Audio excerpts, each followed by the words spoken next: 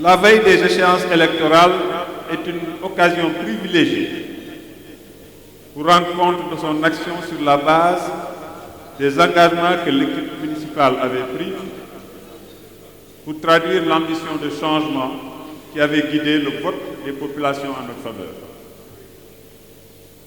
Cette obligation à laquelle je voudrais vous soumettre avec plaisir est une opportunité pour dresser un tableau des principales réalisations effectuées par le conseil municipal que j'ai l'honneur de présider sur la base de la confiance que vous m'avez accordée.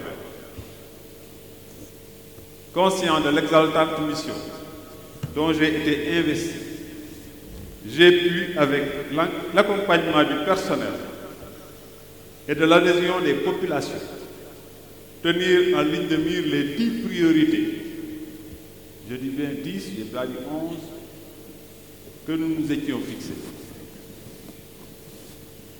La réussite que nous avons obtenue est, avec la grâce du Seigneur, la résultante d'une démarche inclusive et participative qui a orienté notre action pour répondre aux besoins essentiels des populations, dans le cadre d'une gouvernance appropriée, reflétant notre ambition commune de faire de notre cadre de vie un modèle de mise en œuvre des compétences transférées. Les arbitrages pour l'affectation des ressources ont de ce fait répondu aux préoccupations liées à leur optimisation, la qualité du management pour garantir une appropriation des procédures, l'assainissement des finances, l'amélioration des conditions et du cadre de vie, la réhabilitation sociale, une meilleure couverture sanitaire, l'accompagnement du mouvement associatif, notamment sportif, l'assistance sociale des populations et des communautés religieuses, entre autres. Ces efforts exclusivement engagés au profit des populations sont à la dimension de notre statut de ville capitale, miroir de notre continent. Chères populations de Dakar Plateau, ou les Dakarois du Plateau, par votre vote aux dernières élections, vous avez transféré votre énergie, qui nous a permis de servir avec détermination notre commune pour atteindre les objectifs adossés aux priorités qui ont pour nom. Consolidation des acquis de notre démocratie locale par la promotion de mécanismes inclusifs et participatifs. La concertation à la base de nos actions dans ce domaine a mis en avant la réduction des comptes, la participation des populations à l'élaboration d'une véritable action citoyenne engagée et active.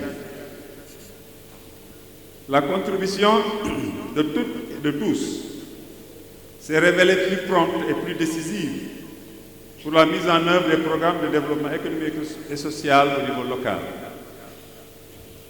Dans cette perspective, nous avons favorisé la participation par le biais des organisations socio-professionnelles pour adapter et réajuster nos interventions.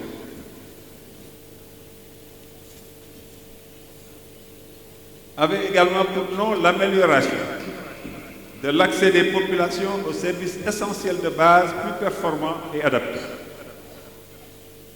La protection et la préservation de la dignité des populations ont été notre credo pour mettre en place un dispositif d'accès aux services publics municipaux. L'ensemble des couches sociales, avec une attention particulière aux plus démunis, ont été replacés dans des conditions d'intégration afin d'animer le tissu social cohérent économiquement. Troisièmement, renforcement de la qualité du cadre de vie et le bien-être des populations. Ayant compris que tant s'en faut pour être à la hauteur de notre position géographique de commune capitale, le cadre de vie et le bien-être des populations sont restés au cœur de notre action durant le mandat qui s'achève. C'est à ce titre, par exemple, que nous nous sommes évertués à développer le programme des quartiers sans sable, à développer avec l'appui des organismes de l'État le projet d'amélioration de l'assainissement des quartiers. Rebeuss, tout son assainissement est en train d'être repris dans ce cadre-là. À réorganiser l'activité marchande avec la modernisation des marchés et la construction d'infrastructures nouvelles. À reconstruire la voirie et les places publiques. À désensabler et désencombrer continuellement nos rues. À lutter contre toute occupation nouvelle de voies publiques. En préservant son riche avenir, marqueur de son identité, nous nous engageons avec le nouveau statut de commune de plein exercice que confère l'acte 3 de la décentralisation à poursuivre la modernisation de notre commune par des programmes d'investissement adossés à une approche d'innovation, de planification et de développement durable. Notre programme de quartier sans sable sera achevé avec la résolution de la problématique de l'assainissement, la réalisation de parkings aériens entamés et la création de pôles d'attractivité dédiés aux services, au commerce, à l'artisanat et à la culture. Nous achèverons le relèvement de notre plateau médical sous la responsabilité de la commune. Commencez déjà avec l'agrandissement et l'équipement du centre de santé, aujourd'hui achevé. Nous poursuivrons le reverdissement de l'espace urbain avec l'aménagement d'allées piétonnes et d'aires de promenade, de places publiques et entamerons la restructuration de nos quartiers traditionnels avec la promotion de l'habité à loyer modéré, également entamé à la cité Cap-Verdien.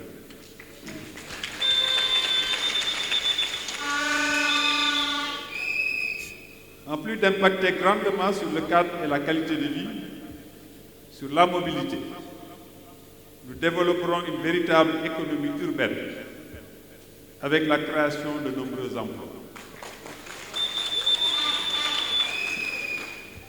Notre vision, nous vous l'avions rappelé, était de faire de la commune de Dakar-Plateau la vitrine de la gouvernance locale et du développement urbain intégré de l'Afrique de l'Ouest.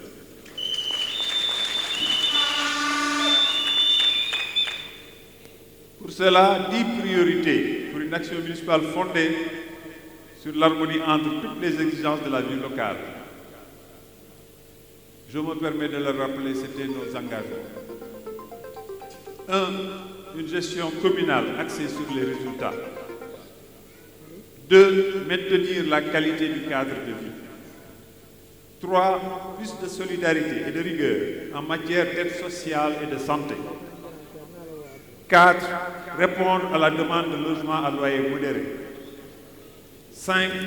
Donner un nouvel essor économique à Dakar-Plateau et créer des emplois.